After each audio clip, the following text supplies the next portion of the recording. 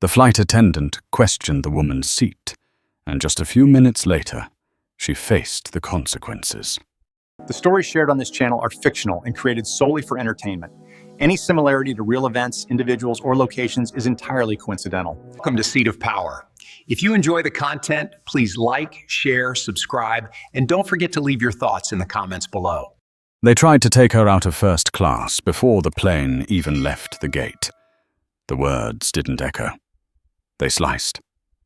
Gate B23 at JFK held its breath for half a second. Not enough for anyone to notice. Just enough for something irreversible to begin. A boarding line stretched down the jet bridge, tight and restless. Wheels rattled over metal grooves. Overhead announcements bled into each other. Someone coughed. Someone siquestu. The usual noise of people going somewhere they believed mattered. Inside the aircraft, the first-class cabin glowed under soft amber lighting. Leather seats, polished armrests, crystal glasses waiting for champagne that hadn't been poured yet. Seat 2A. A woman sat by the window, still as if the chaos around her had been muted by glass. Evelyn Carter, 52. Her posture was straight, not rigid, but precise. The kind of posture that didn't come from confidence. It came from control. Years of it. A beige cashmere sweater. No logo. No jewelry, except a thin watch tucked under her sleeve. Her hair pulled back, natural, clean, unbothered. To most eyes, she was invisible. Just another passenger who had paid too much for a quiet seat. But the camera would linger longer if it knew what mattered. The manila folder on her lap. Edges worn, but organized. Pages marked with small tabs. Notes written in tight, controlled handwriting. No wasted motion. No wasted thought. Her fingers rested lightly on the paper. Not tapping, not fidgeting. Waiting. Across the aisle, a man adjusted his cufflinks, glancing at her without turning his head. His eyes moved quickly, calculating, then away. Behind her, a woman whispered, voice low but sharp enough to carry. First class is getting different these days. A soft chuckle followed. Not loud, not kind. Evelyn didn't look up. Her breathing stayed even. Inhale. Exhale. Measured. Practiced, she had heard worse, in rooms much colder than this one. The jet bridge door opened again, and the air shifted. Heavy footsteps. Fast. Irritated. A man entered like he was already late to something more important than everyone else in the room. Richard Coleman, 55. Tall, broad. Expensive suit pulled too tight across his shoulders. The fabric dark charcoal, tailored to suggest power, not comfort. A leather briefcase gripped in his hand like it contained something urgent. Or maybe just something that made him feel important. His face was flushed.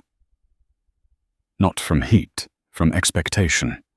He stopped halfway down the aisle, blocked the flow of passengers behind him. Someone muttered. Someone else leaned sideways to see what the hold-up was. Richard didn't move. His eyes locked onto seat 2A. On her. He scanned her the way people scan for errors. Not curiosity. Not confusion. Judgment. No designer bag. No visible brand. No performance of wealth. His jaw tightened. He looked down at his boarding pass, then back at her, then back again, as if the paper might correct itself. It didn't. His lips parted. Excuse me.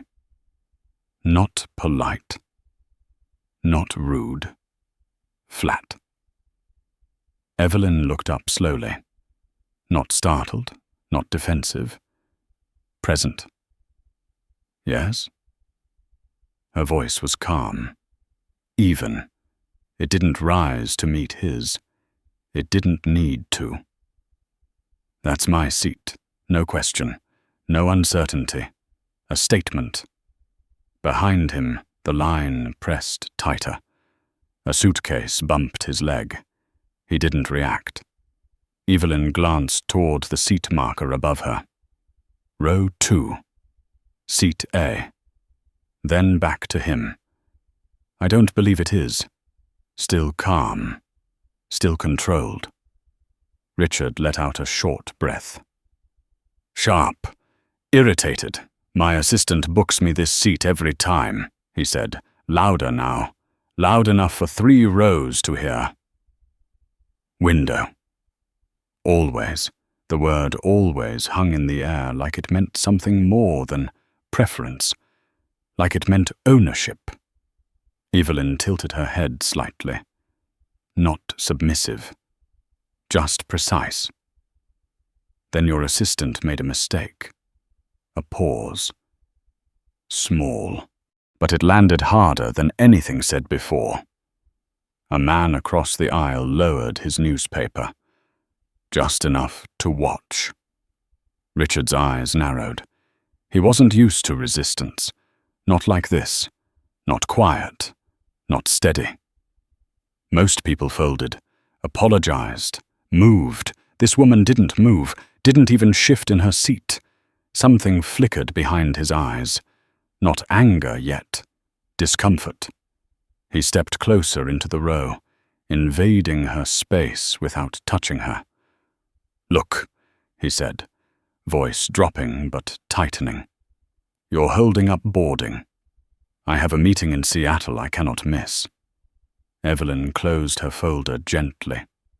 No sudden motion, just a deliberate end to whatever she had been doing. And I have a seat I already paid for. Their eyes met. For the first time, the cabin felt smaller. Richard looked at her longer now. Really looked. Not at her face, at her presence, trying to find something that justified what he already believed. He didn't find it. So he decided it didn't matter. He turned sharply toward the front galley. "Excuse me," he snapped, voice cutting through the cabin. "I need some assistance here." The word assistance carried weight. Demand disguised as process. At the front, a woman turned. Melissa Grant, 32, lead flight attendant. Her smile appeared instantly. Professional, polished, perfect. But her eyes moved faster than her smile. They scanned him first. Suit, watch, posture. Then followed his gesture. To Evelyn. And in that fraction of a second, before a single word was spoken, the decision was already made. Melissa stepped forward, heels clicking softly against the floor. Controlled pace. Controlled expression. "Good afternoon, sir," she said. Voice smooth as glass. "What seems to be the issue?" Richard pointed. Not aggressively, not wildly, just enough. "She's in my seat." Melissa turned, her smile shifted. Not gone, just tightened. Her gaze swept over Evelyn. Sweater, hair, bag, skin. A calculation. Fast, silent. Wrong. Evelyn felt it. Not as an insult, as something colder. Recognition of a pattern she had seen too many times. Melissa stepped into the row. Closer now. Too close. "Ma'am," she said, voice still polite but stripped of warmth, "I'm going to need you to step out of this seat so we can resolve this quickly." The cabin went quiet, not silent, but attentive.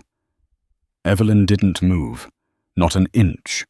She looked up at Melissa, and for the first time, there was something beneath the calm.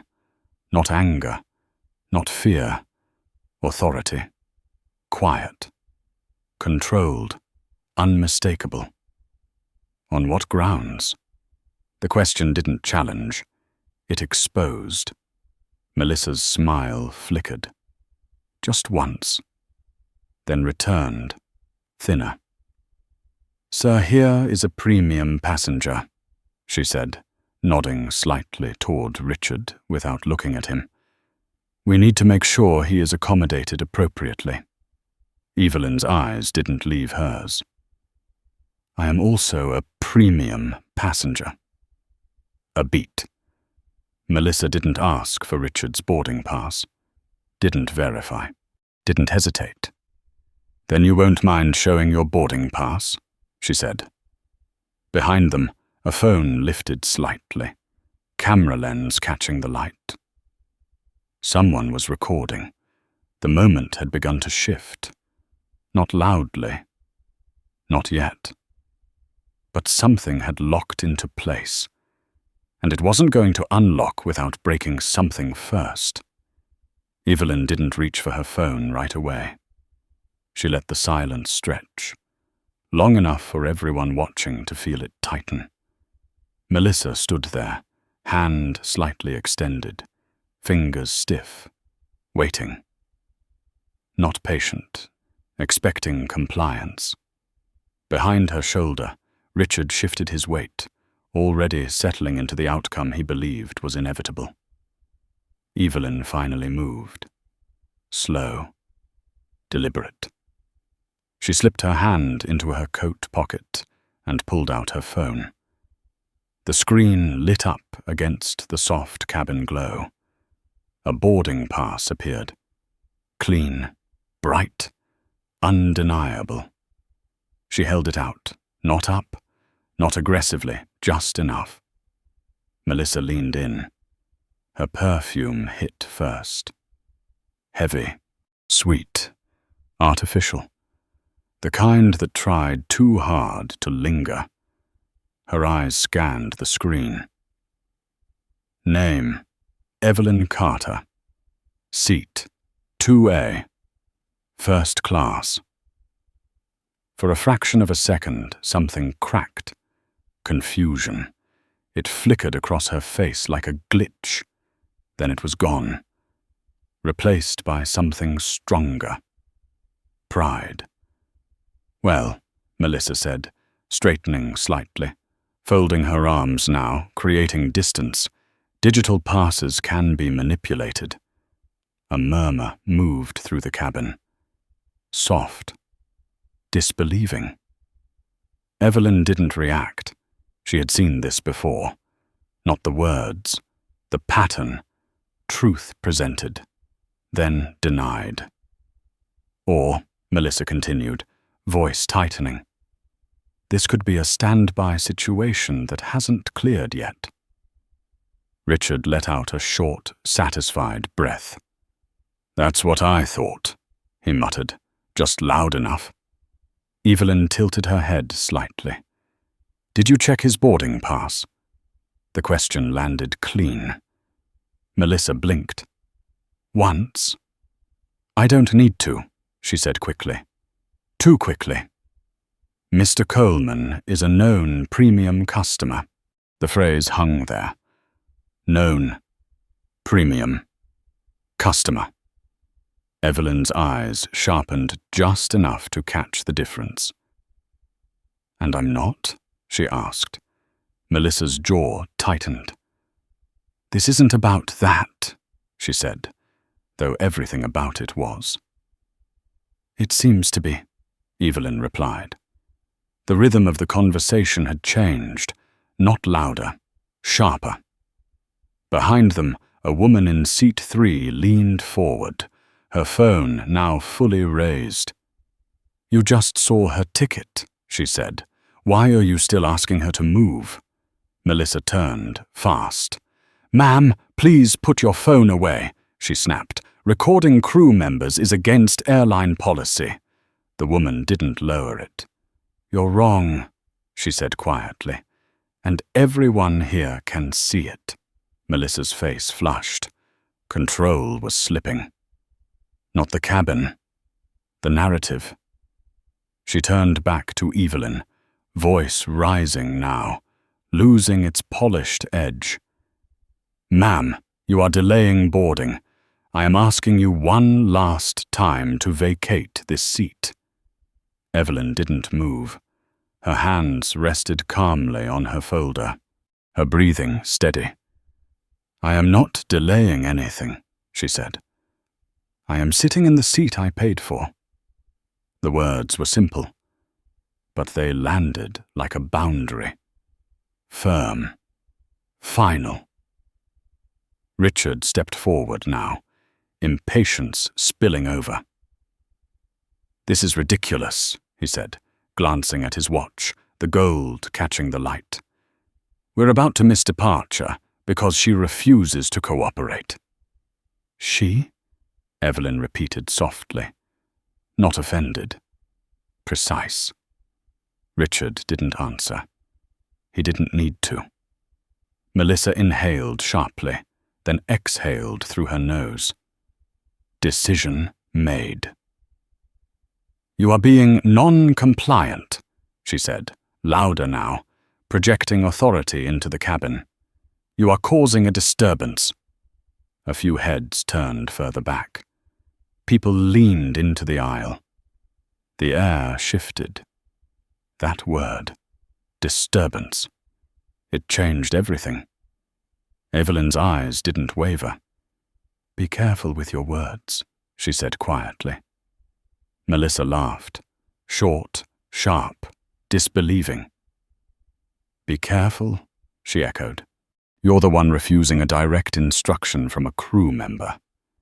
Evelyn's voice dropped. Colder now, controlled in a way that made the space around her feel smaller. I am refusing an unlawful instruction, she said. There is a difference. Silence. Heavy. Melissa's fingers curled slightly at her sides. She wasn't used to being challenged like this. Not here. Not in her cabin. Then I'll make this very clear, Melissa said, each word pressed tight. If you do not move, I will have you removed from this aircraft. There it was. The line crossed. Behind them, the woman recording whispered, Oh my God. Evelyn didn't look away. Then you will need more than your voice, she said. You will need your purser, your gate agent, and your captain to explain exactly why. Melissa stared at her. Processing. Rejecting. You don't get to demand anything, she hissed, leaning in closer, invading her space again. The captain does not deal with seating disputes. Then call the gate agent, Evelyn said, just as calm. Richard exhaled sharply. Call whoever you need, he said. Just get her off the plane. The word off landed heavier than remove. More final. Melissa nodded once. A sharp, decisive movement. Fine. She turned on her heel and walked toward the front galley. Fast. Too fast for calm. Her heels struck the floor with controlled aggression. Passengers shifted in their seats, whispering now, openly. She showed her ticket. This doesn't make sense. That woman hasn't even raised her voice. Phones were up. More than one, now. The moment was no longer contained. At the front, Melissa grabbed the interphone. Her hand trembled, just slightly. She dialed, waited. Inside the cockpit, Captain Michael Turner rubbed his temples, eyes fixed on a weather map blooming with storm cells over the Midwest. The chime cut through. He reached for the receiver. Flight deck. "Captain, this is Melissa," her voice came through, tight, breathless, threaded with urgency that felt rehearsed. "We have a code yellow in first class." Turner's posture straightened. "Code yellow. Unruly passenger." "What's the situation? She's refusing to comply," Melissa said quickly. "Unauthorized passenger in seat 2A. Possibly a manipulated boarding pass. She's arguing with crew, delaying boarding, and making other passengers uncomfortable." A pause. Short. Important. "Did you verify her ticket?" Turner asked. "She showed a screenshot," Melissa replied. "But it doesn't look legitimate." Another pause. Longer this time. Turner's jaw tightened. Delays meant paperwork, missed slots, angry passengers. "Hold boarding," he said. "I'm coming out." He hung up, stood, adjusted his jacket, 4 stripes on his shoulders catching the cockpit light.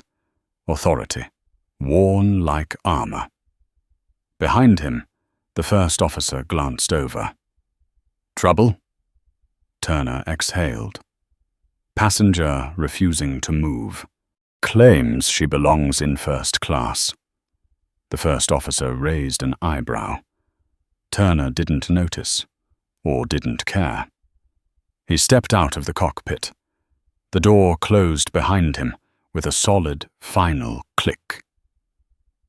Back in the cabin, Evelyn sat exactly as she had before. Still, centered, waiting. But something had changed. The room was watching now. Not her, the outcome. And somewhere beneath the surface, quiet and invisible to everyone else in that cabin, something else was waiting too. Not anger, not fear. Consequence. The cabin went quiet the moment he stepped in. Not polite quiet, not the kind that comes from comfort. This was the kind of silence that forms when something is about to break. Captain Michael Turner moved down the aisle with measured steps, his presence filling the narrow space without effort. His uniform was immaculate, his expression unreadable. Years in the air had taught him how to enter a situation already in control. Melissa fell in step behind him, her face tightened into something that resembled concern. Controlled. Composed. But her eyes were sharp, tracking every reaction around her. "There," she said quietly, pointing ahead. "Seat 2A." Turner nodded once. He didn't look at the passengers watching. He didn't acknowledge the phones raised halfway between discretion and defiance. He focused on the problem. Row 2. A man standing in the aisle, agitated, defensive. A woman seated by the window. Still. Too still. He approached. "Ladies and gentlemen," Turner said, voice firm, carrying just enough to settle the edges of the cabin. "Please remain seated." The words didn't calm anything. They framed it. He stopped beside the row.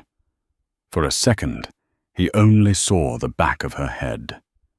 Neatly pulled hair, straight posture, hands resting on a folder like she had all the time in the world. Turner turned slightly.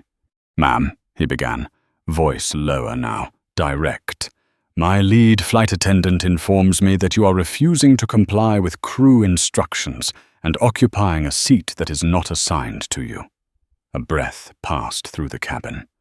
Collective. Quiet. Evelyn didn't respond immediately. She closed her folder, placed it gently into her bag, adjusted the strap. Small movements. Controlled. Intentional.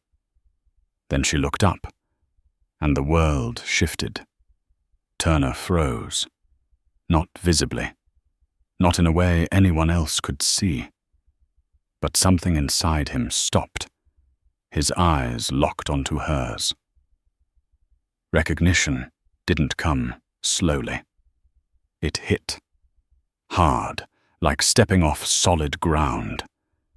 Every line of authority he had carried out of the cockpit cracked in silence. For a fraction of a second, his face emptied. The color drained just enough to matter. His mouth parted, then closed again, as if words had arrived too late to be spoken. Melissa stepped closer behind him, unaware. "Captain," she pressed, voice low but urgent. "She's been non-compliant and quiet." The word cut clean, sharp enough to silence her mid-sentence. Melissa recoiled slightly, the shift so sudden it left her blinking. Turner didn't look at her. He couldn't. His focus stayed on the woman in seat 2A. Evelyn Carter. Not just a passenger. Not just anyone. His former commanding officer. The woman who had signed off on his commercial certification. The one person in the entire aviation system whose authority outranked his in every way that mattered. The cabin didn't understand what had just happened, but they felt it. The reversal.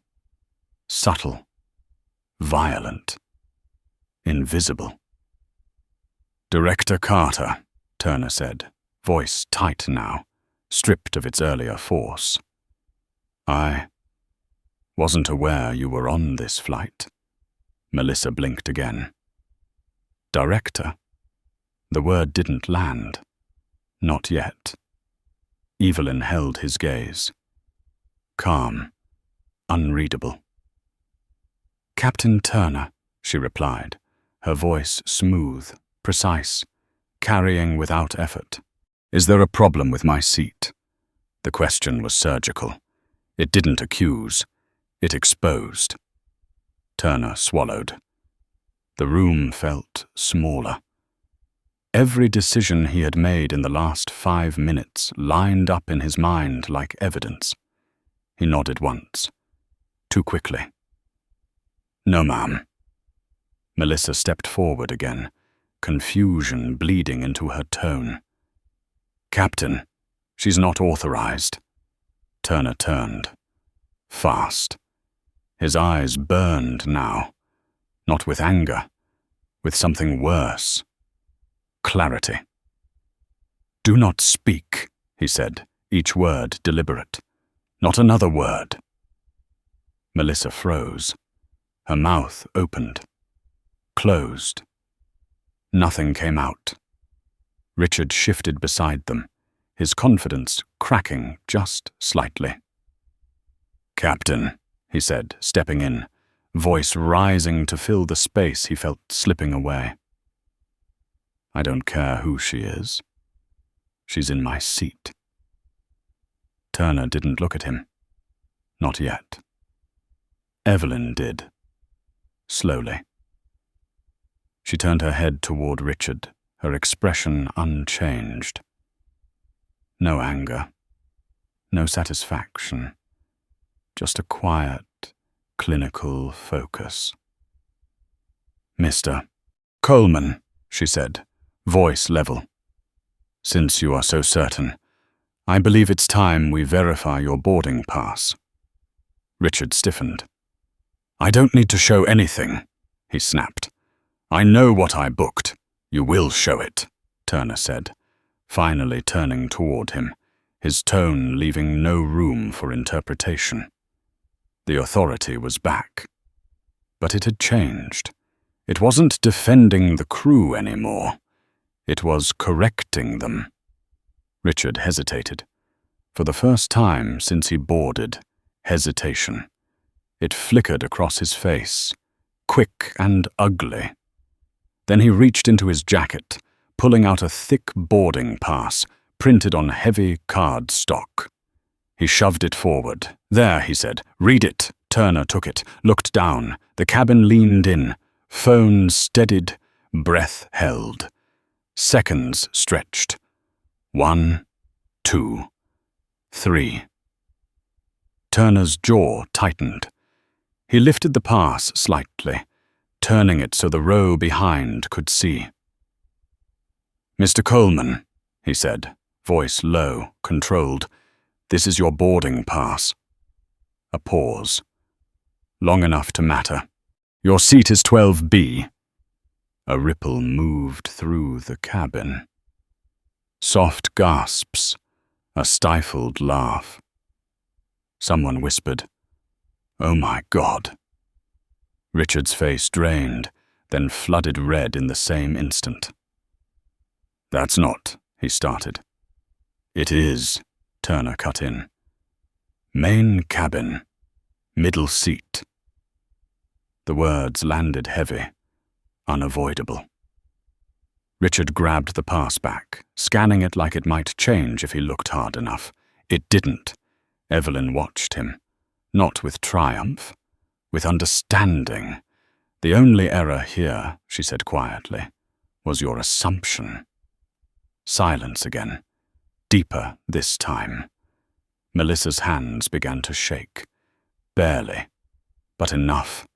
Everything she had built in the last 10 minutes was collapsing in front of her, and she could see it, feel it.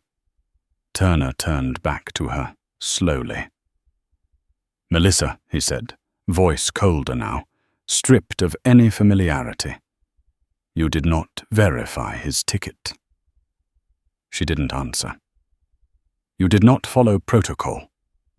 Her lips parted. No sound.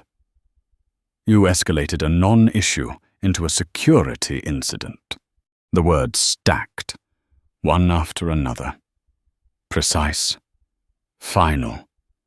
"And you provided false information to the flight deck. That one landed differently. Heavier. The weight of regulation. Of consequence." Melissa's eyes filled. Not with emotion. With realization. I thought," she started.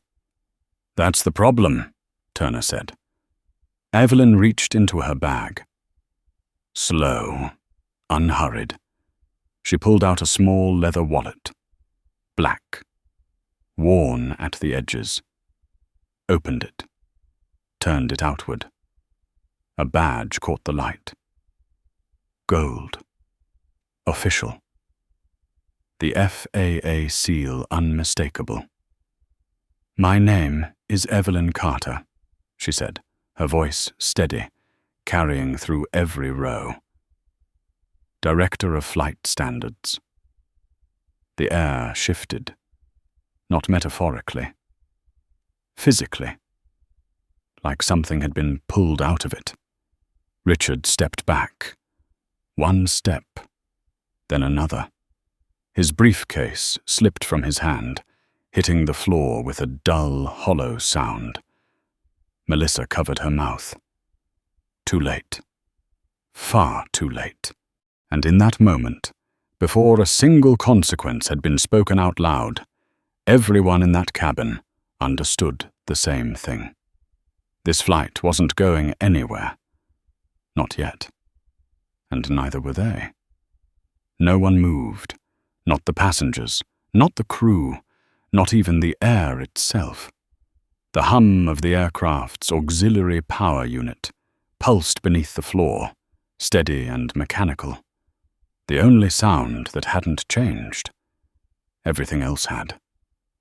Richard stood frozen in the aisle, his hand still half extended as if reaching for something that no longer existed. His mouth opened, then closed again, words failing him in real time.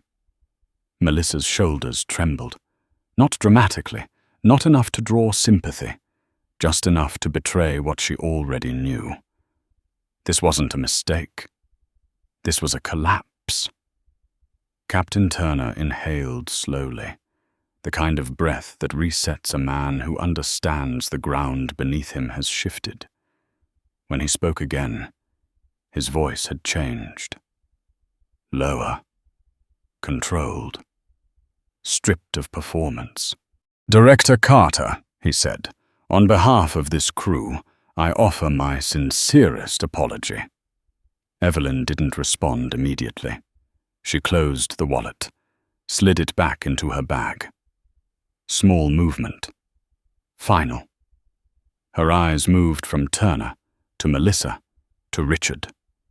Each one held for just a fraction of a second longer than comfort allowed. "Captain," she said, "you don't have a passenger compliance issue." Turner nodded once. "I understand. You have a protocol failure," she continued, her voice still calm, but carrying something heavier now. A failure that began with an assumption. Melissa's breath hitched. Evelyn didn't look at her yet. "You did not verify both boarding passes," she said. "You did not follow de-escalation procedure. And you allowed bias to dictate enforcement." Now she looked at Melissa. Directly. No anger. No raised voice. Just truth. Melissa dropped her gaze. "I was just trying to help a premium customer," she whispered, her voice thin, fragile in a way that felt new even to her. Evelyn held her eyes. "You were trying to protect your perception of who belongs," she said. The words landed without force. They didn't need it. Melissa flinched, as if struck anyway. Richard cleared his throat, stepping forward again, trying to reclaim something. Anything. "This is getting out of hand," he said, forcing steadiness into his voice. "I made a mistake. Fine. Let's move on. I can pay for the upgrade." No one responded. Not immediately. Turner turned toward him slowly. "Mr. Coleman," he said, "you attempted to occupy a seat that was not assigned to you." Richard lifted his chin. "I was confused." "You created a disruption during boarding," Turner continued, cutting him off clean. "And you escalated that disruption by making false claims about another passenger." Richard's jaw tightened. "You're seriously doing this?" he snapped. "Over a seat?" The word seat hung there. Small. Insignificant. Evelyn shifted slightly in her chair.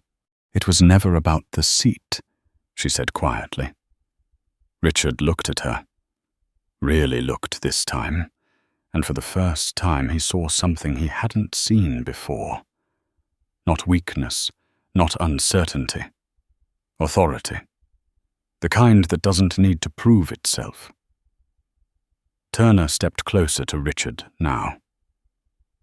"You are in violation of federal regulations regarding interference with crew operations," he said. "You will need to gather your belongings." Richard laughed. Short, disbelieving.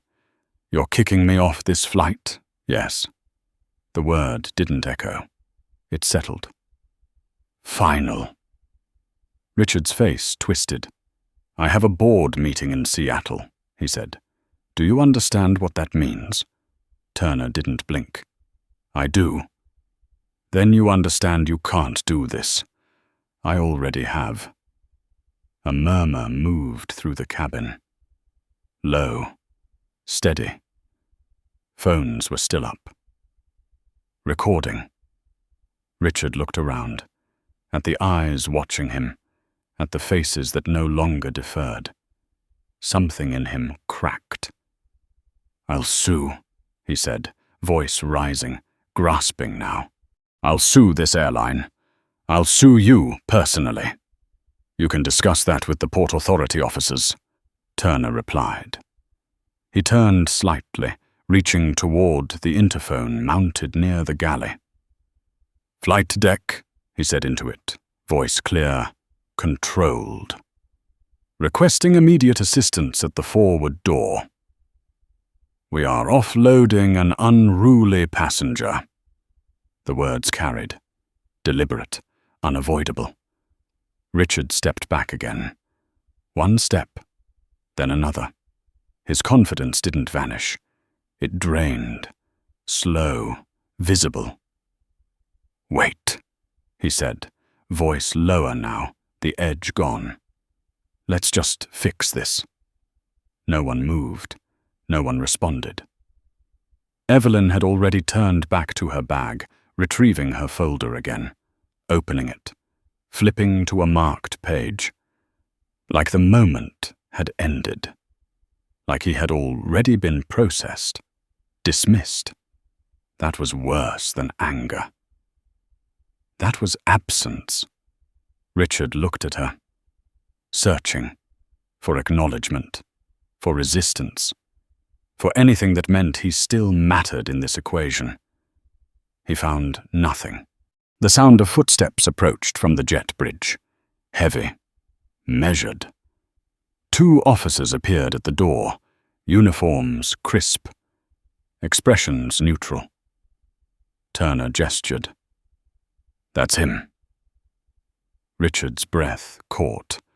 For a second, he didn't move. Then the reality settled. This was happening. Not in a boardroom. Not behind closed doors.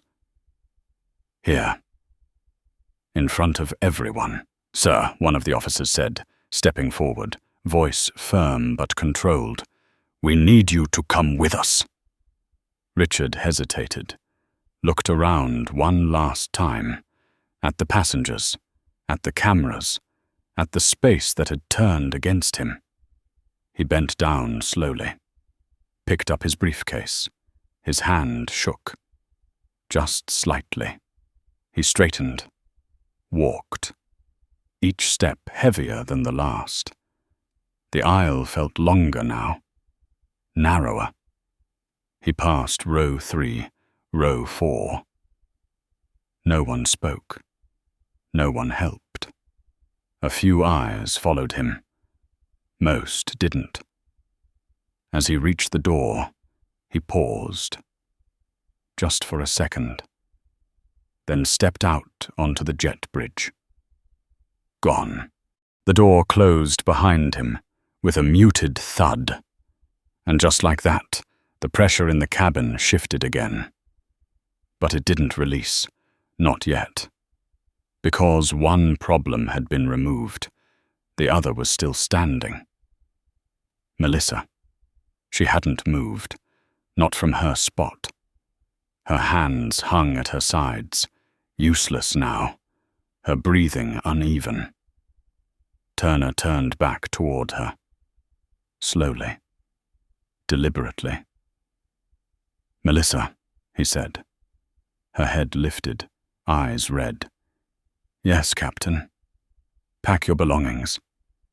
The words landed softer than before, but they carried more weight. "You are off duty," he continued. "Effective immediately." Her lips parted. "Captain, please," she said, voice breaking now, the control gone. "I made a mistake. I was under pressure. You lied to the flight deck," Turner said. No anger, no volume. Just fact. She froze. "You created a false security scenario," he continued. "You compromised the operation of this aircraft." Tears fell now. Fast, uncontrolled. "I can fix this," she said. "I'll apologize." This is beyond an apology." Silence. Final. Turner gestured toward the door. "Collect your things." Melissa didn't move right away. Her eyes drifted toward Evelyn, searching, for mercy, for something human. Evelyn looked back at her, for a moment, and in that moment there was something there. Not sympathy, not quite, understanding, but it didn't change anything. "Actions have consequences," Evelyn said quietly. Melissa closed her eyes, just for a second. Then she turned, walked, each step slower than Richard's. He had left in anger. She left in collapse. She reached the galley, pulled her suitcase from the compartment. The wheels clicked as they hit the floor, louder than they should have been. She dragged it behind her, shoulders hunched now, head down, no performance left. As she passed through the door, the same door she had controlled minutes ago, she didn't look back. The door closed, and this time the cabin exhaled. Not relief. Not yet. Just the end of something that had already gone too far. The cabin didn't return to normal. It couldn't. The seats were the same. The lighting hadn't changed. The soft hum of the aircraft still filled the background, but something invisible had shifted, and everyone felt it pressing against their chest. Captain Turner remained standing at the front of the aisle, just past row 2. For a moment, he didn't move, didn't speak. He simply stood there, recalibrating the entire situation in his mind, step by step, decision by decision. Then he turned back toward Evelyn. "Director Carter," he said, his voice quieter now, stripped of command. "I will ensure this flight proceeds in full compliance with all regulations." Evelyn nodded once. No smile, no acknowledgement beyond what was necessary. "I expect that," she replied. Turner held her gaze for a fraction longer, then inclined his head slightly. Respect, not performance. Real. Behind him, movement resumed in fragments. A man cleared his throat. A woman shifted in her seat. The tension didn't disappear, but it began to redistribute, settling into something more controlled. A new flight attendant stepped into the cabin from the jet bridge. Brenda Lewis, 51. Her uniform was immaculate, but there was no attempt at charm, no exaggerated smile. Her eyes moved quickly, absorbing the room, the captain, the passengers, and finally landing on Evelyn. She understood. Not the details, the hierarchy. She stepped forward, stopping just short of row 2. "Captain," she said. Turner turned slightly. "Brenda, you're taking lead for this cabin." "Yes, sir." No hesitation. No questions. She turned to Evelyn. "Ma'am?" she said, her tone steady, respectful without excess. "Welcome aboard." Evelyn gave a slight nod. "That will be sufficient." Brenda moved on, efficient, quiet, resetting the cabin one small motion at a time. Bags adjusted, overhead bins secured, passengers acknowledged with brief, professional eye contact. No unnecessary words, the system correcting itself. Turner exhaled slowly, then turned back toward the cockpit. He paused once more. "Director Carter," he said. "We will be pushing back shortly." Evelyn had already reopened her folder. "Take your time," she said without looking up.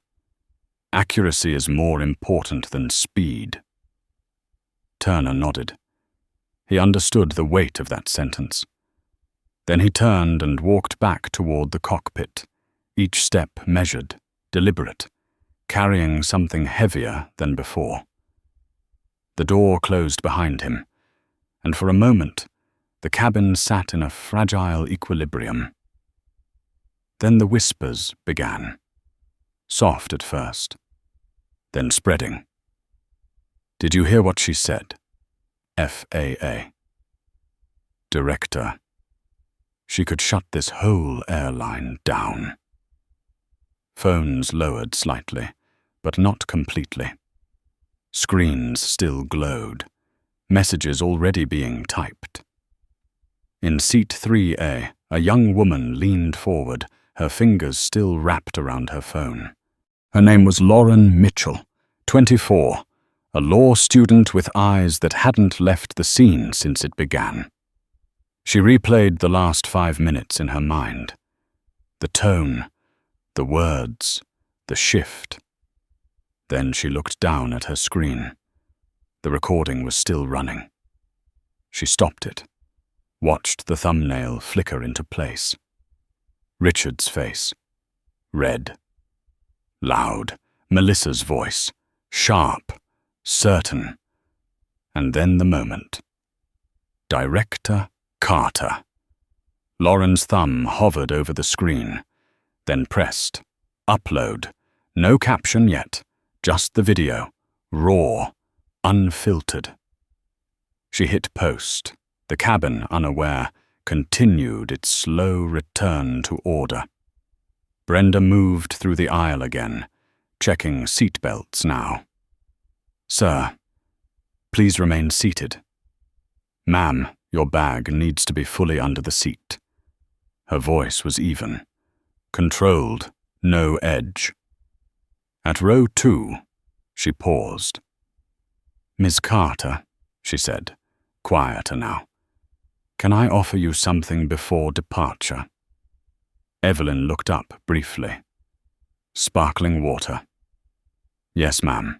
Brenda nodded and moved on without another word. No performance, no apology. Just function. Evelyn watched her go for a second, then returned to her folder. Her pen moved across the page. Small notes, tight handwriting, adjustments, as if nothing had happened. But something had. Not just in the cabin, somewhere else. Invisible. Already moving. Lauren's phone vibrated. One notification, then another, then 3 more. She blinked, looking down. Views, 50. Then 100. Then 200. She refreshed. The numbers jumped. Her pulse quickened. She added a caption. "When entitlement meets real authority. This just happened on my flight. Post." The algorithm caught it, not immediately. But enough. Back in row 2, Evelyn paused for a moment, her pen hovering just above the paper. She felt it. Not the video. Not the upload. Something else. The quiet shift that follows consequence. She placed the pen down, closed the folder halfway, and for the first time since the confrontation began, she leaned back into her seat. Her eyes moved toward the window. Outside, the tarmac stretched under grey light. Ground crews moving with mechanical precision. Signals, hand gestures, routine. Inside the cabin held something very different. A recalibration. A reminder that the systems people trusted to function smoothly could fracture in seconds, and that sometimes the only thing holding them together was the person no one expected to matter. Brenda returned with the drink. A clear glass, cold, condensation forming instantly. "Your water, ma'am." Evelyn took it. "Thank you." Their eyes met for a brief second. Brenda nodded, then moved on. Lauren's phone buzzed again. She looked down. Views, 1,000.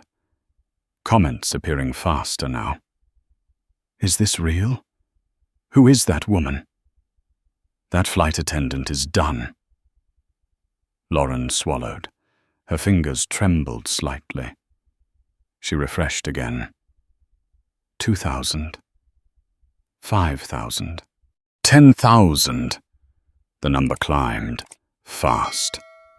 Too fast. She looked up. At Evelyn. Still sitting there, still calm, still untouched by the storm beginning to build around her. Lauren shook her head slightly. She has no idea, she whispered to herself. But she was wrong. Evelyn Carter always knew. Not the details, not the numbers, but the pattern. Cause, effect. And the moment when something small stops being small. The cabin lights dimmed slightly as the aircraft prepared for departure. A voice came over the intercom. "Ladies and gentlemen, please ensure all electronic devices are in airplane mode as we prepare for pushback." Phones lowered, seatbelts clicked. The aircraft shuddered gently as the pushback tug engaged. Movement began, slow, controlled.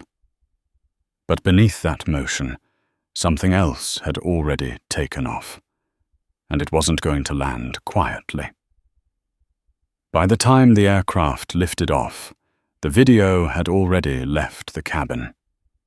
It moved faster than the plane, faster than anything inside it. Lauren stared at her screen as the signal dropped, the last bar of connection flickering before disappearing completely. The upload had gone through. She knew it. She could feel it in the way the notifications had surged before the silence.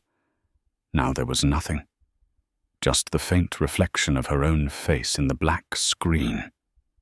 She leaned back slowly, heart still racing, trying to process what she had just done. Around her, the cabin settled into its post-takeoff rhythm. The engines roared low and steady. The seatbelt signs stayed on. A few passengers closed their eyes. Others pretended to. But no one had forgotten. No one could. In seat 2A, Evelyn Carter sat exactly as she had before, unmoved. She lifted the glass of sparkling water, took a small sip, then set it back down with precise control. Her folder rested open again.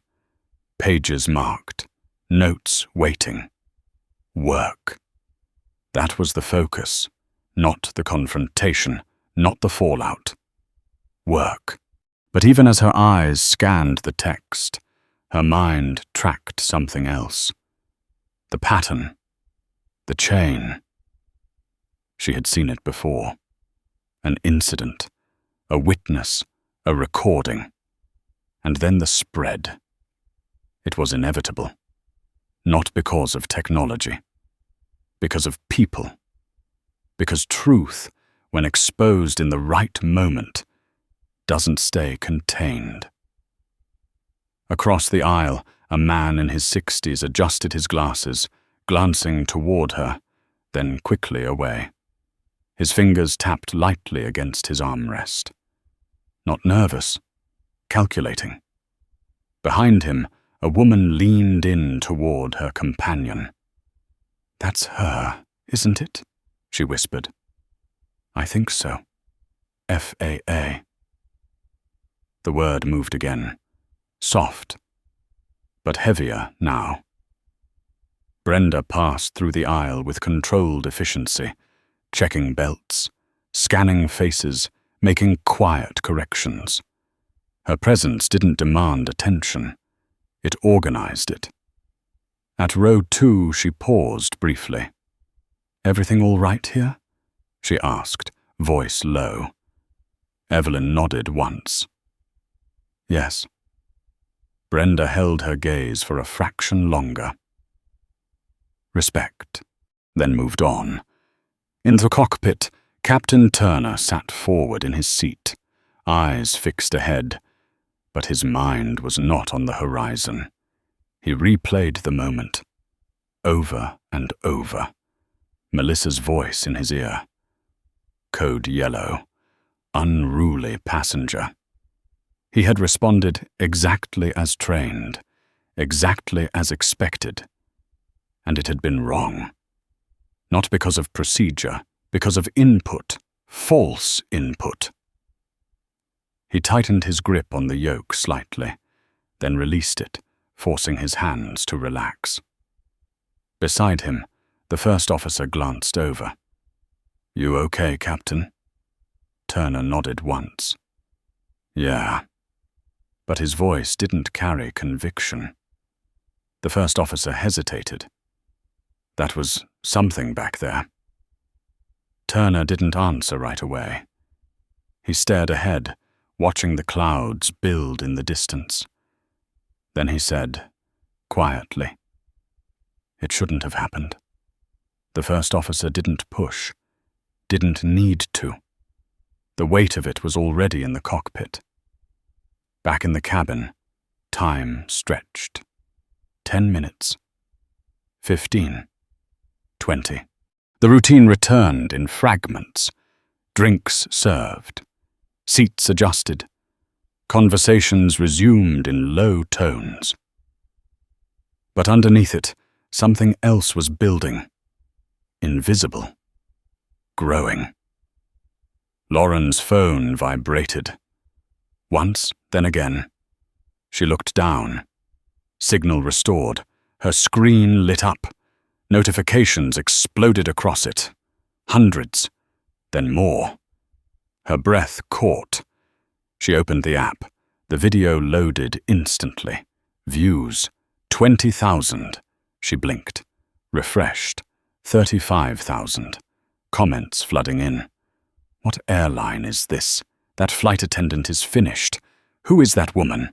Lauren's fingers trembled as she scrolled. Shares climbing. Fast. Too fast. She looked up instinctively. At Evelyn. Still calm. Still reading.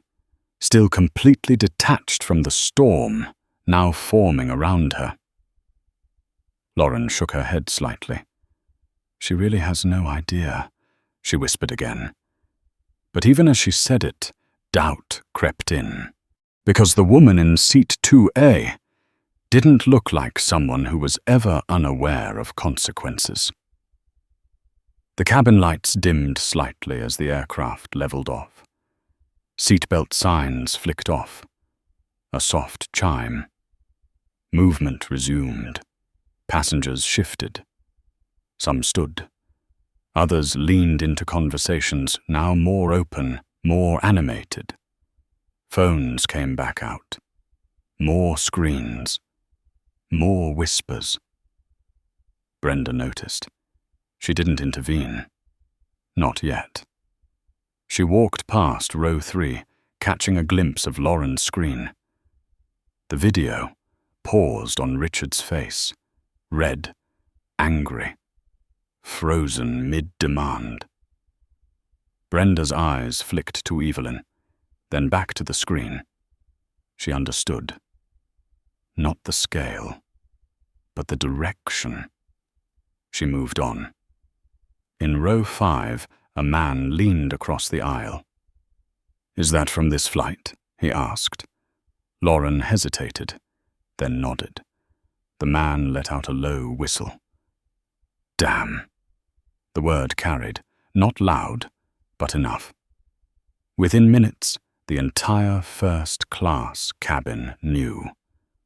Not just what had happened, but that it had been captured, recorded, released. Evelyn closed her folder slowly, not because of the noise, because she felt the shift. She lifted her gaze, not at any one person, at the room, at the subtle change in posture, in attention, in awareness. The moment had moved beyond the aircraft. She knew that feeling. She had seen it before, in reports, in investigations, in hearings where one incident became a case study, where a single failure exposed a system. She reached for her water again, took a sip, set it down, then leaned back slightly. Her eyes moved to the window. Clouds stretched endlessly below. Calm, untouched. A stark contrast to what was happening beneath. On the ground, in offices, in networks she didn't need to see to understand. Lauren's phone buzzed again. She checked. Views 100,000. Her stomach dropped. "This is insane," she whispered. A new notification appeared. Tagged. The airline. The FAA. Pendleton Logistics. Lauren blinked. Someone had identified him. Already.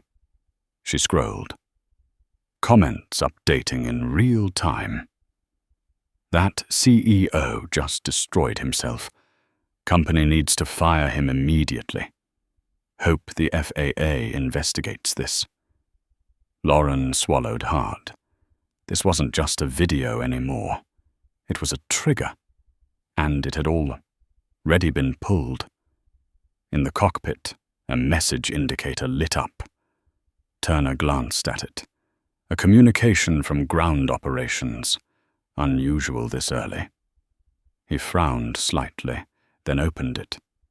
His eyes scanned the text. Once. Then again.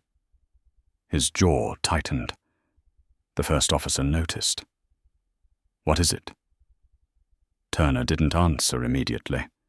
He stared at the screen. Processing. Then he exhaled slowly. "We've got a situation," he said. And for the first time since takeoff, something outside the aircraft had caught up with what had happened inside it. And it was moving fast.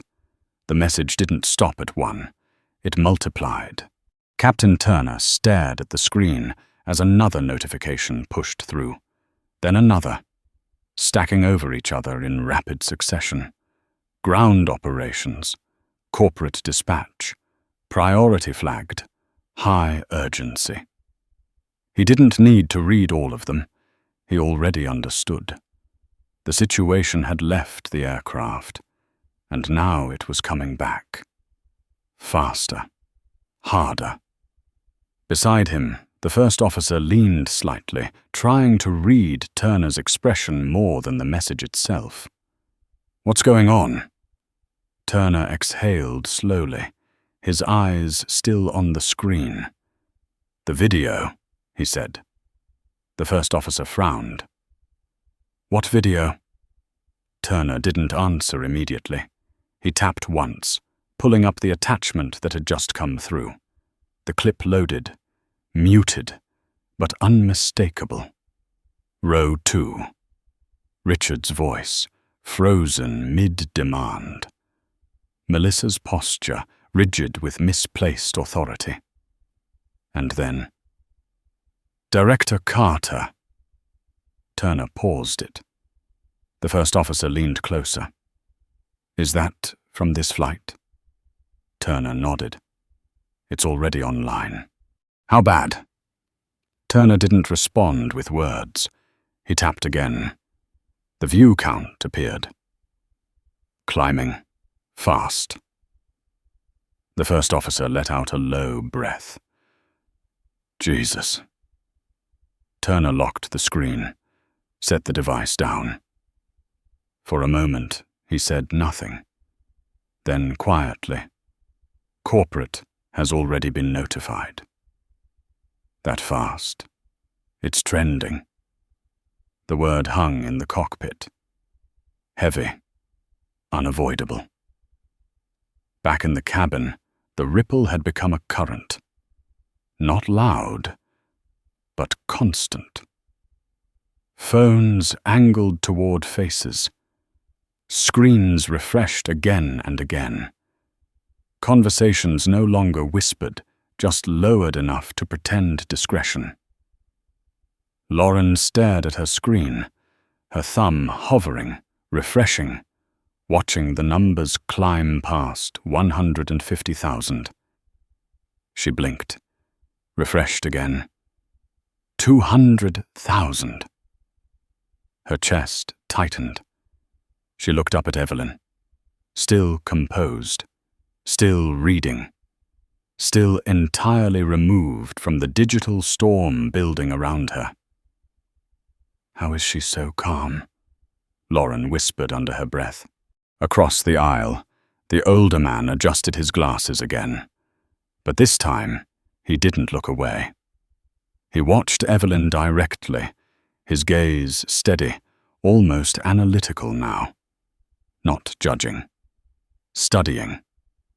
In row 4, a woman leaned closer to her companion. "They're saying he's a CEO," she murmured. "Who?" "The guy they took off. Richard Coleman. Logistics company.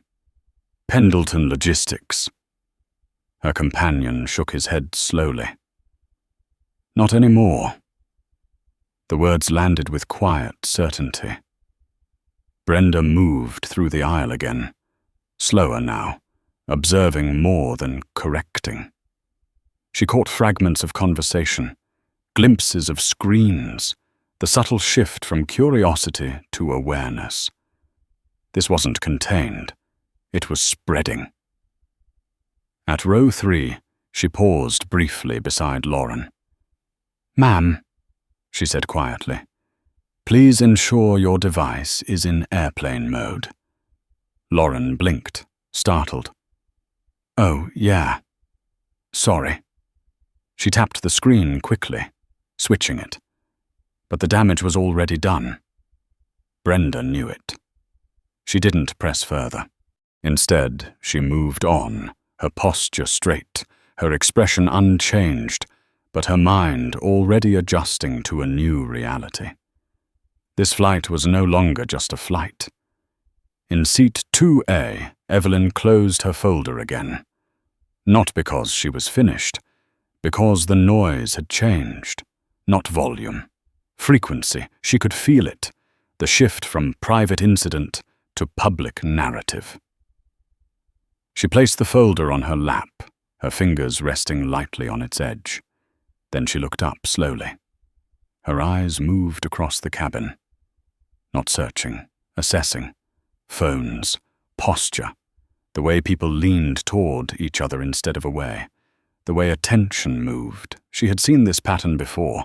Not on aircraft, in hearings, in investigations, when a single moment became evidence, when perception hardened into fact before facts could even be established.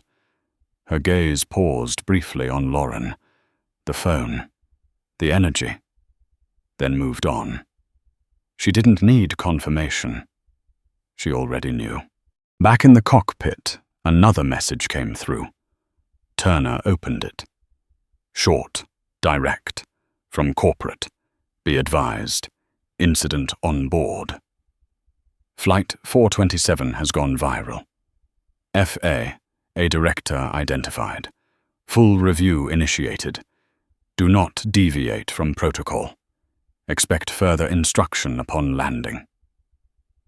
Turner read it once, then again. The words didn't change. He set the device down. His jaw tightened slightly.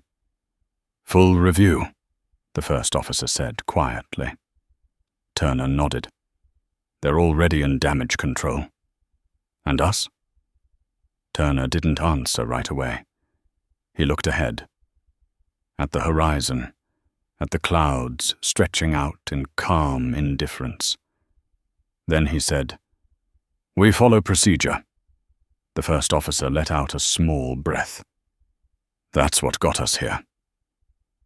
Turner didn't respond, because he knew. Procedure wasn't the problem. People were.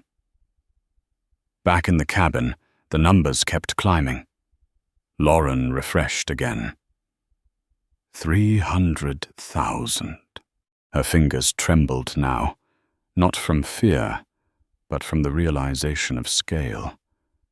"This is insane," she whispered. A new notification popped up. Tagged again. Major news outlet. She blinked. Clicked. The clip embedded on a home page. Headline already forming. She felt her stomach drop. This is bigger than I thought. Across the aisle, the older man leaned slightly toward her. You posted that? He asked, voice low. Lauren hesitated, then nodded. He studied her for a moment, then said, You just changed someone's life. Lauren swallowed. I didn't mean to. You did exactly what people always say they would do, he interrupted gently. You showed the truth. He leaned back again. And truth moves fast. Lauren looked back at her screen.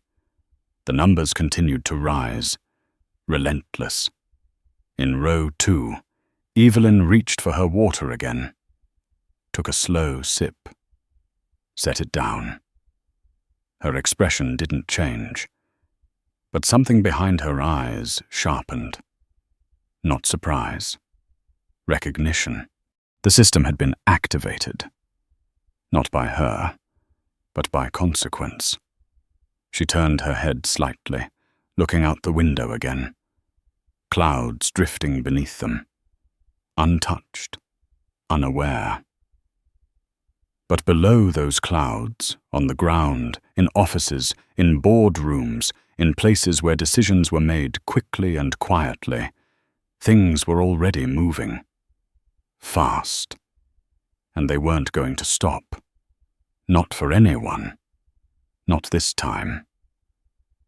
By the time the aircraft crossed the midpoint of the country, the fallout had outrun the story.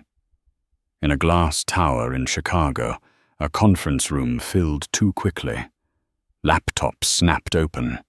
Phones lit the table like small alarms. The video played on a loop against a wall of screens. No sound needed. The images carried enough. A woman in a navy suit paused the clip on a frame of Melissa pointing into row 2. This is our lead? She asked. No one answered. A man at the end of the table cleared his throat. We've identified the passenger. Richard Coleman, Pendleton Logistics. Status? His company is already being tagged. Clients are calling. The woman didn't look away from the screen. And her, a beat. Director Evelyn Carter, FAA. That word landed heavier than anything else in the room. The woman closed her eyes for half a second, then opened them, sharper. Pull every report tied to that crew. Training records, complaints, everything. A younger analyst nodded, fingers already moving. We're also getting inbound from regulatory affairs. Of course we are, she said. Draft a statement. No adjectives, no excuses. Facts only. And the crew? She watched the frame again. Melissa's hand, the angle, the distance, the posture. Off rotation, she said. Effective immediately. Pending investigation. The video kept looping. Back on the aircraft, service had resumed with a precision that bordered on silence.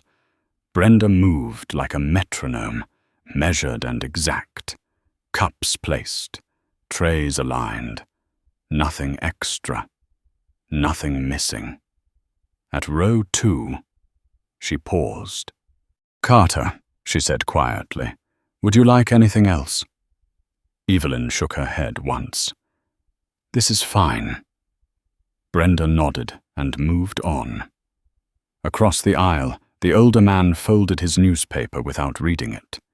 He leaned back and looked at Evelyn again, longer this time. You handle pressure well, he said. Evelyn didn't look up. Pressure is data, she replied. It tells you where the system is weak. He let out a small breath. And where is it weak? Evelyn turned a page. Where assumptions replace verification. He nodded slowly, absorbing that, then leaned back into his seat, quieter. In row 3, Lauren refreshed her screen again. 500,000. The comments had changed tone. Less curiosity, more certainty. Fire her. Ban him. Where is the airline? A blue check mark appeared under the video. Then another. Then 3 more. Lauren's pulse kicked up again. "They're picking it up," she whispered. A message slid into her inbox from an account she recognized from class discussions. A professor. 2 words. Document everything. She stared at it, then looked up. At Evelyn. Still calm, still centered. Still untouched by the noise that was now defining everyone else's behavior. Lauren typed back with one hand, her other still hovering over the screen. "I didn't edit it." The reply came fast. "Good." Brenda passed again, her eyes scanning without stopping.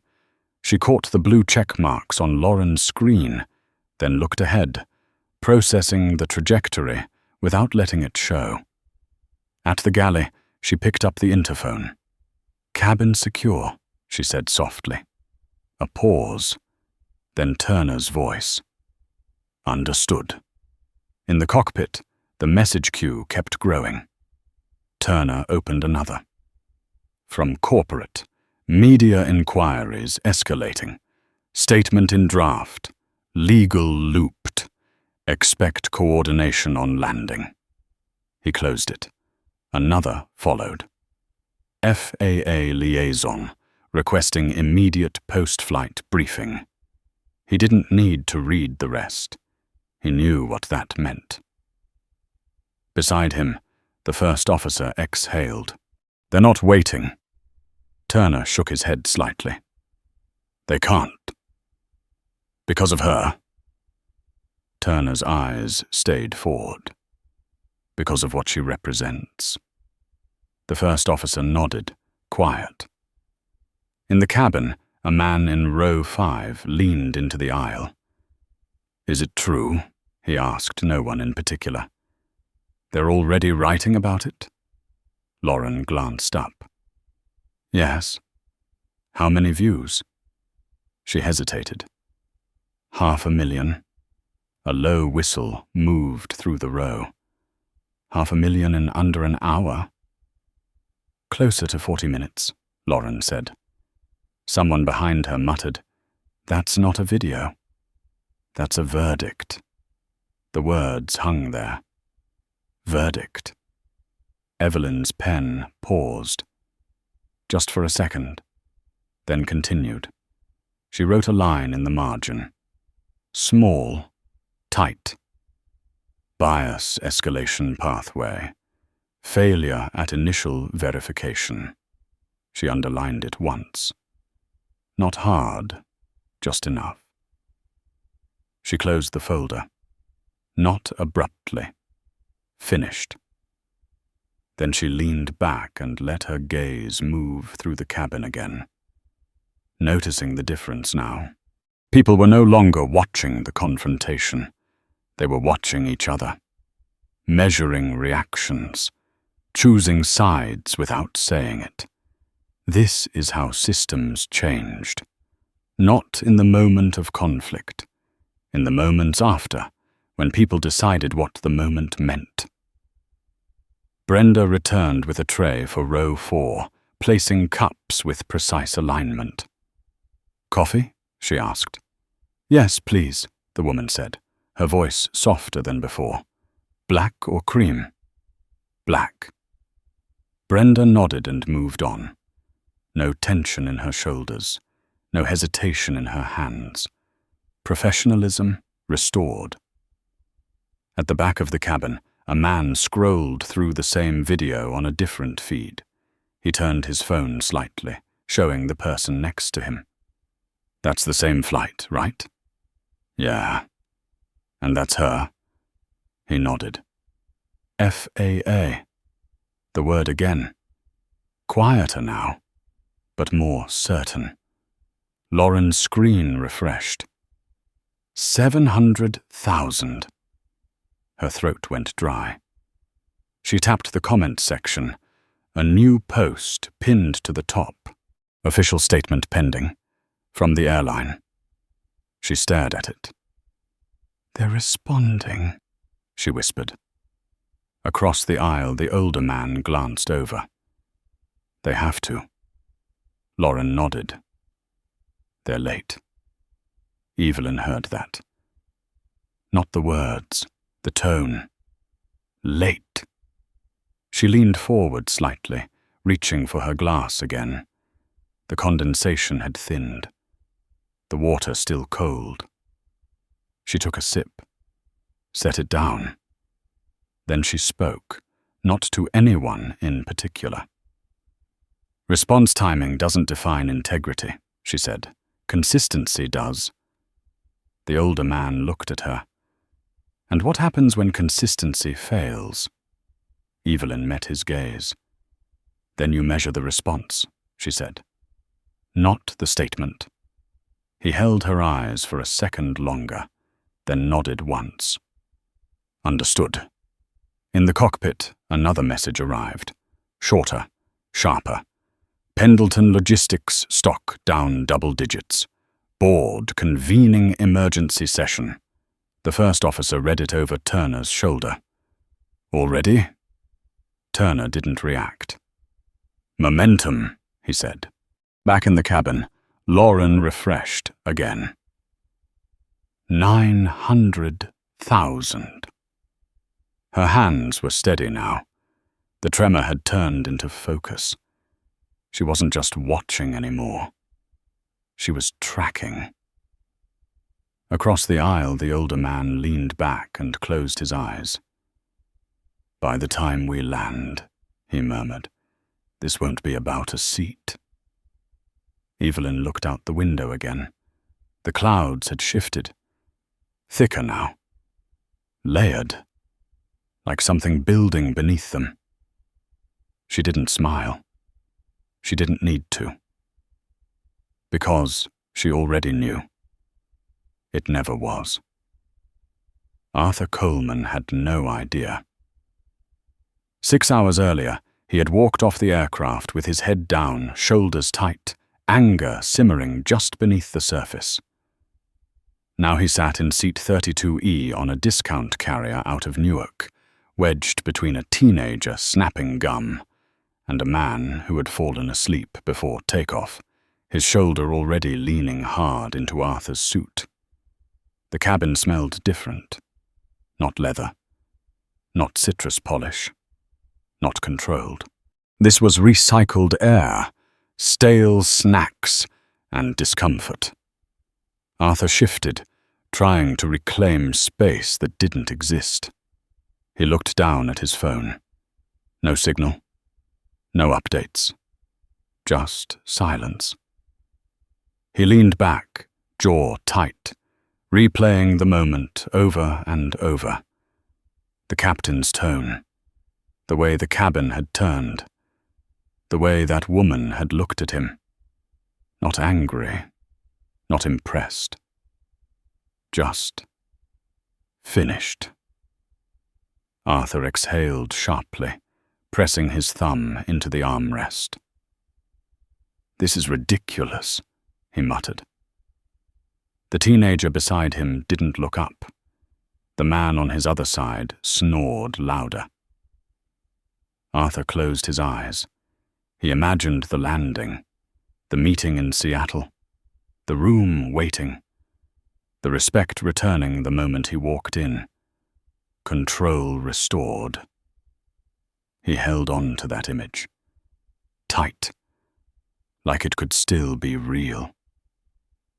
Back in the air, on Flight 427, the atmosphere had stabilized on the surface, but underneath, everything was accelerating. Lauren's phone vibrated again. She didn't need to look. She already knew. Still, she did. 1 million. Her breath caught. She blinked. Refreshed. 1.3 million. The comments blurred as they poured in, faster than she could read. Fire him. Ban her. Where's the FAA? Already involved. She swallowed, her eyes flicking up toward Evelyn again. Still calm, still seated, still reading. Lauren shook her head slightly. She's sitting in the middle of a storm she created without even touching it, she whispered. Across the aisle, the older man opened one eye. No, he said quietly. She didn't create it. Lauren looked at him. She revealed it. The words settled. Different. He closed his eye again. Back in Chicago, the conference room had filled beyond capacity. Phones on speaker, voices overlapping. The video played again, paused, replayed, dissected frame by frame. "Stop there," the woman in the navy suit said, pointing at the screen. That moment. Melissa's finger extended toward seat 2A, her tone frozen mid-command. "Zoom in." The image sharpened. "Do you see it?" she asked. A man leaned forward. The posture. "Exactly," she said. "Not de-escalation. Assertion." Another voice from the speakerphone cut in. "Legal is asking if we can argue miscommunication." She didn't hesitate. "No." Silence. "We don't argue facts we can't defend," she continued. "We address them." "What about the passenger? Which one?" she asked. "The CEO." She paused. Then, "He's not our employee, but he's in every frame." She nodded once. "Then he's part of the narrative." A pause. "Draft 2 statements," she said. "Internal and external. Keep them separate." Her eyes moved back to the screen. To Evelyn.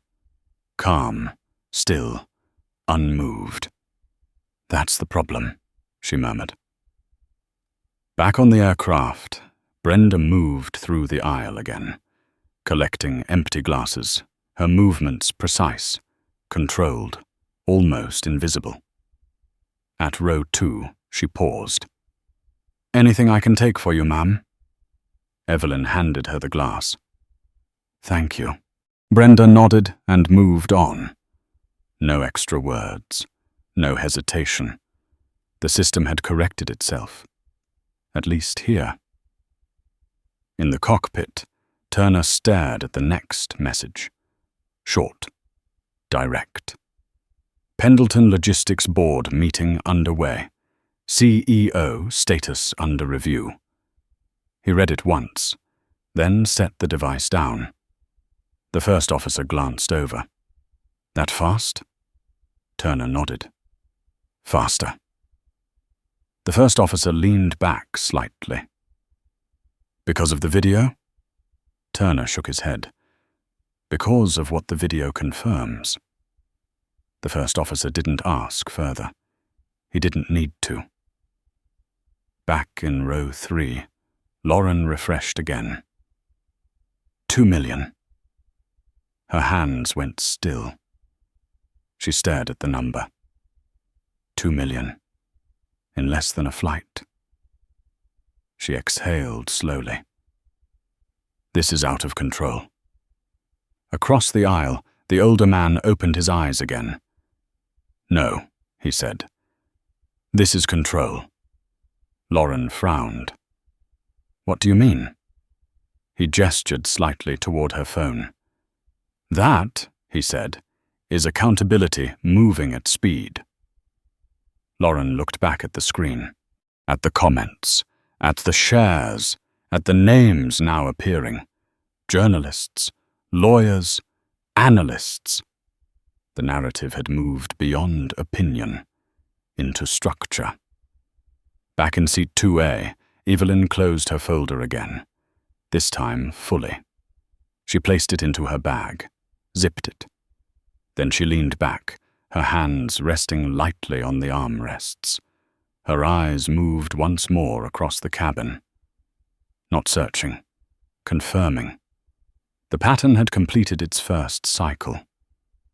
Cause, exposure, response. What came next was always the same. Correction. She closed her eyes briefly. Not to rest, to think.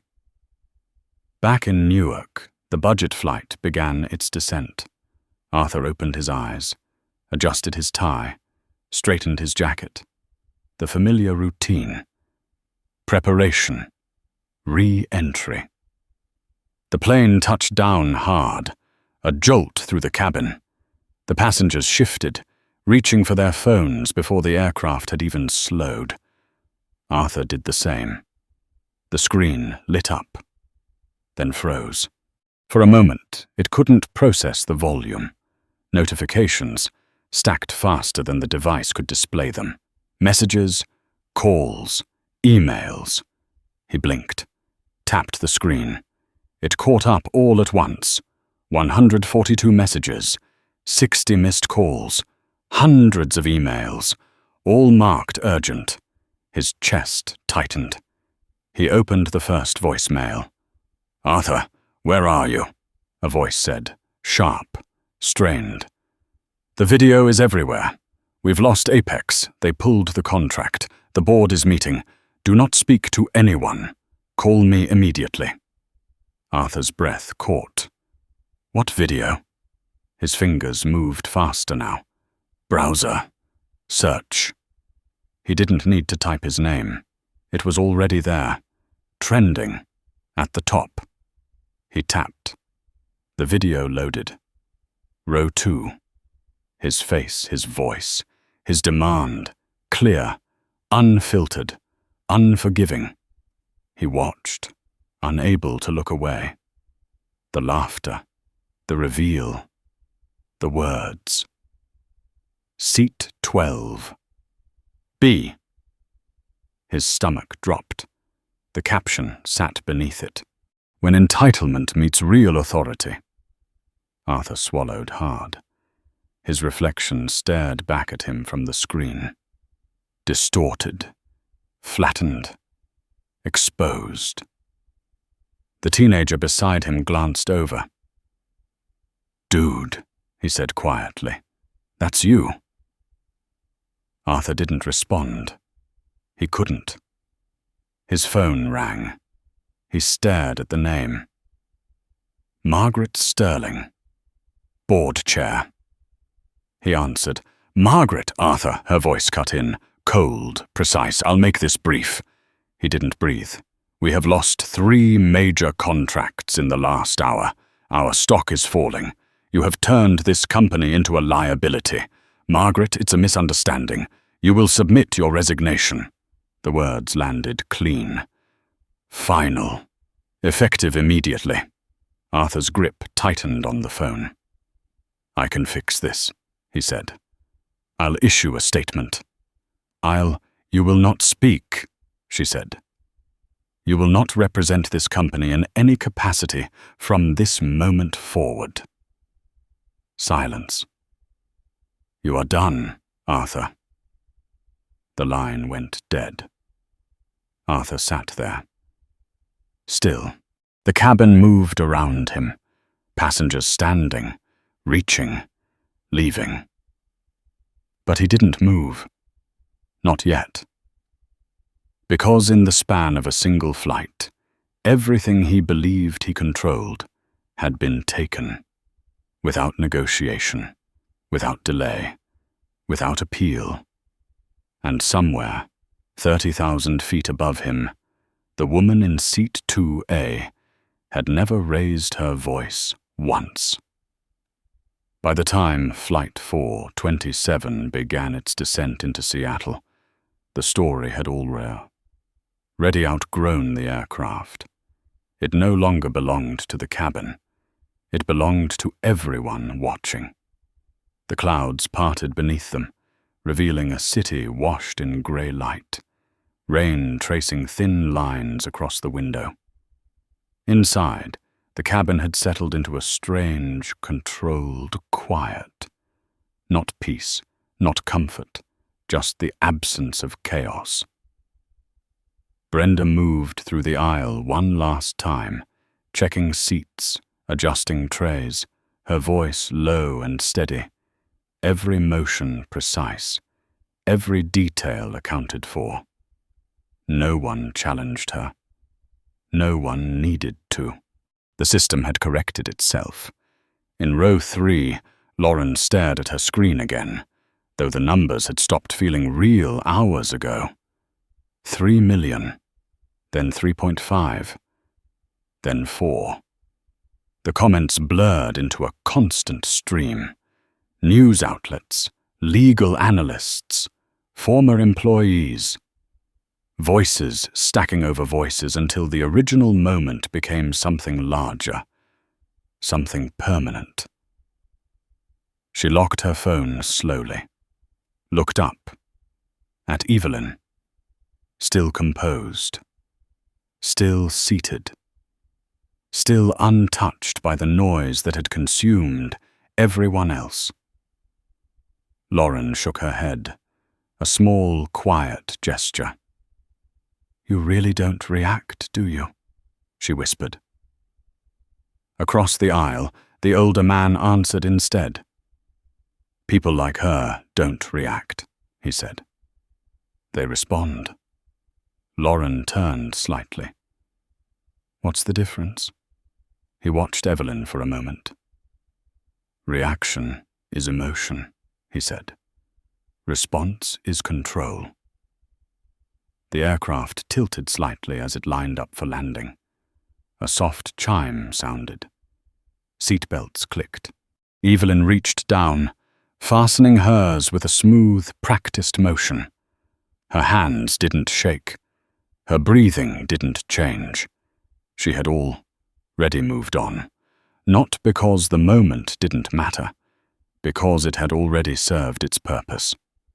In the cockpit, Captain Turner stared out at the runway lights coming into view. Another message sat open on the display. FA, a coordination, confirmed. Full audit scheduled. Immediate. He read it once, then closed it. Beside him, the first officer adjusted his headset. "This is going to follow us for a while," he said quietly. Turner nodded. It should. The words carried weight. Not regret. Acknowledgement. The wheels touched down. Firm. Controlled. A jolt through the cabin, then the steady deceleration as the aircraft slowed, engines reversing, systems engaging exactly as designed. For a moment, everything felt normal again. Routine. Predictable. Safe. But everyone on that plane knew. Something had changed. The aircraft taxied to the gate, paused, then stopped. The seatbelt sign flicked off. No one stood immediately. No one rushed. The usual urgency was gone, replaced by something quieter. Awareness. Brenda opened the forward door. Cold air slipped in from the jet bridge. "Thank you for flying with us," she said, her voice steady, unchanged. Passengers began to move. Slowly. Row by row. Not pushing, not rushing. Just leaving. Lauren stood, gripping her phone, her eyes still drawn back to seat 2A. Evelyn hadn't moved yet. She gathered her things with the same precision she had shown all flight. Folder into bag. Zipper closed. Strap adjusted. Nothing wasted. Nothing rushed. She stood. The cabin seemed to pause again, just for a second, as if something unspoken passed through it. Respect, not forced, earned.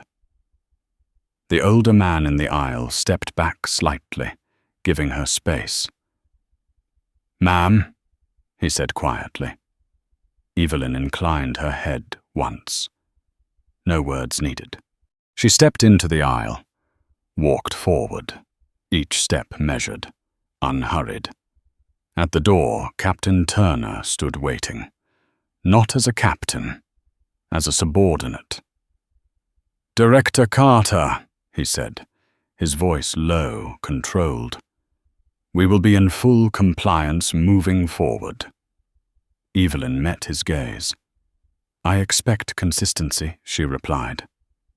He nodded.